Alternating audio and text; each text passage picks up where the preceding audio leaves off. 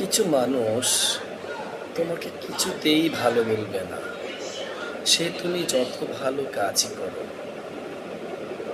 যত ভালো চাকরি করো, যত সুন্দর করে সাজো, যত ভালোই রান্না করো, যত ভালো গানই করো, যত ভালোই লিখো,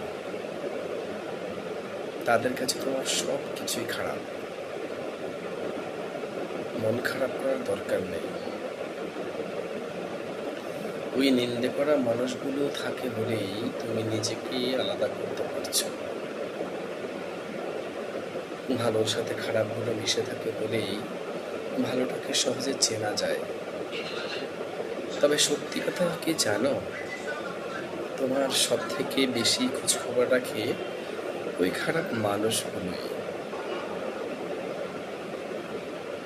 তুমি কি করছো, কোথায় যাচ্ছ, কি ভালো কাজ করছো, সব কিছুর উপর নজরদারি ওরাই বেশি করে।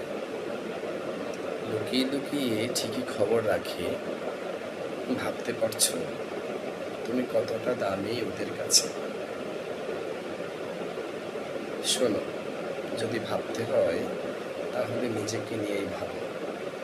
এমনভাবে নিজেকে তৈরি করো যেন ওরা সারাদিন তোমাকে নিয়েই ভাবতে থাকে। তোমার ভালো থাকাটা যদি ওরা ভালো চোখে না দেখে, তাহলে জানবে তুমি ঠিক পথে আছো।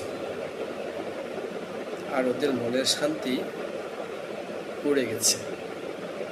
লেখাটি লিখেছেন সরজিৎ ঘোষ, আর আবৃত্তিতে আছে আমি, খালেদ বিন সাইফুল্লাহ। সবাইকে শুনবার জন্য অসংখ্য ধন্যবাদ।